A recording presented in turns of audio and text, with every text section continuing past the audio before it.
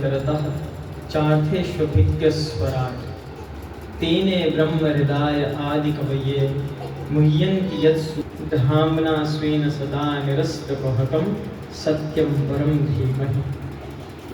धर्मः प्रोच्चितकैतवोऽत्र परमो निर्मत्सराणां सतां वेद्यं वास्तवमत्र वस्तु शिवदं तापत्रयोन्मूलनम्।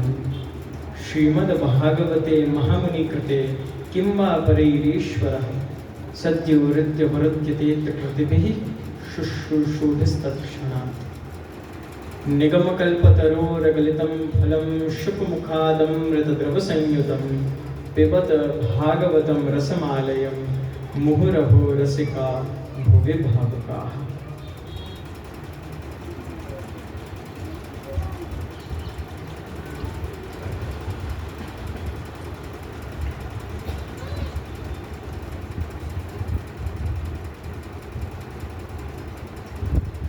विजयते श्री बालकृष्ण प्रभु श्रीमदाचार्य जनक कमलेभ्यो नमः।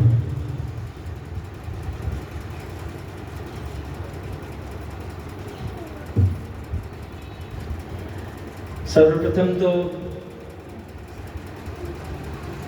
आप बधानु आ गुरुकुल पाठशालाનું આ પ્રયાસ જોઈને હૃદયને ઠંડક પહોંચે છે।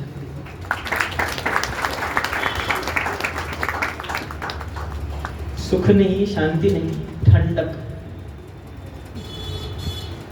કેમકે જેમ જેમ કલિયુગ આગળ વધે છે, જેમ જેમ પહેલાના જે વૈષ્ણવો છે એ એમની ઉંમર થાય છે, મોટા થઈ રહ્યા છે, તેમ તેમ પુષ્ટિમાર્ગનો પ્રભાવ ઘટી રહ્યો છે। વિચાર કરો, આપણે કલિયુગના સત્વ વિશિષ્ટ કાલમાં છીએ। પ્રથમ ચરણ છે કલિયુગનો, પણ આને સત્વ વિશિષ્ટ કાલ કહેવાય છે। કલિયુગની ઉપમા જવથી આપી છે। જવ ખ્યાલ છે બધાને? તો એ જવમાં એક તો એનો દાનાનો ભાગ હોય અને એની પાછળ હોય છે એની પુચ્છનો ભાગ। પુચ્છમાં કાંઈ તત્વ હોતું નથી। તત્વ ક્યાં હોય? દાણાની અંદર।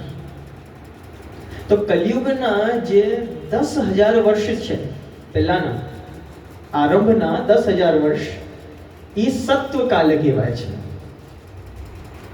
અને એમાંથી પણ જે મધ્ય ભાગ છે, જેમ જવનો દાણાનો જે મધ્ય ભાગ હોય એ સર્વોચ્ચ તત્વવાળો હોય છે।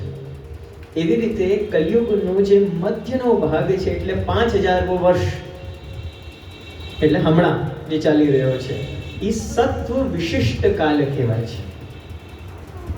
એટલે આપણે હમણાં એવા સત્વ વિશિષ્ટ કાલમાં છીએ। એટલે પુષ્ટિ માર્ગ તો હમણાંના સમયમાં એનો પ્રભાવ તો કેટલો વધારે હોવો જોઈએ। પરંતુ ઘણી બધી જગ્યા હું ગયો, પ્રવાસ કર્યો, દ્રશ્યમાન આ થાય કે લૌકિકમાં બધાની પ્રવૃત્તિ વધી ગઈ છે અને અલૌકિકમાંથી રુચિ ઘટી ગઈ છે। આજે આ બધા બાળકોને અહીંયા એવી રીતે જોઈને, અને મૂળ વાત કે આ બધાની રુચિ ભગવત નામ પ્રત્યે, પ્રભુ સેવા પ્રત્યે આપની રુચિ જોઈને હૃદયને ઠંડક પહોંચે છે।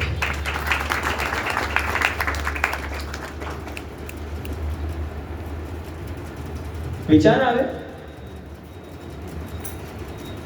સૌથી પહેલા તો બાળકોને જ વિચાર આવે, અધ્યયન કેમ કહેતા હોય કે ભાઈ શાસ્ત્ર વાંચો, કેમ પુષ્ટિ માર્ગના ગ્રંથો વાંચો? આપણે સ્કૂલમાં ભણીએ છીએ, પર્યાપ્ત છે, ભણતર તો એ પણ છે, વિદ્યા તો એ પણ છે। શું જરૂર છે સ્વાધ્યાય કરવાની? શું જરૂર છે આધ્યાત્મિક ગ્રંથોને વાંચવાની? શું જરૂર છે આત્માનું ઉત્કર્ષ કરવાની? આત્મામાં તો કોઈ ધર્મ જ નથી હોતો. નૈનમ છિન્નંતિ શસ્ત્રાણી નૈનમ દહતિ પાવકઃ ન ચૈનમ ક્લેદયન્ત્યાપો ન શોષયતિ મારુતઃ. કોઈ આત્મામાં તો કોઈ ધર્મ જ નથી, તો એનો ઉત્કર્ષનો વિચાર કેમ કરવાનો?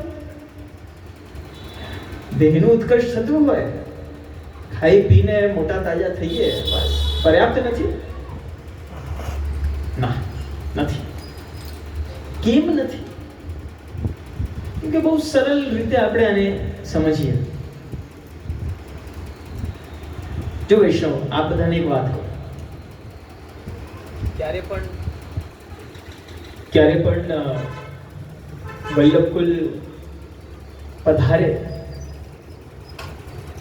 તો કે આપ વલ્લભકુલની પાસે જાઓ તો એમનું એક જ કાર્ય હોય છે, એ છે આપને પ્રભુથી નિકટ પહોંચાડવાનું. બીજો કોઈ કામ નથી.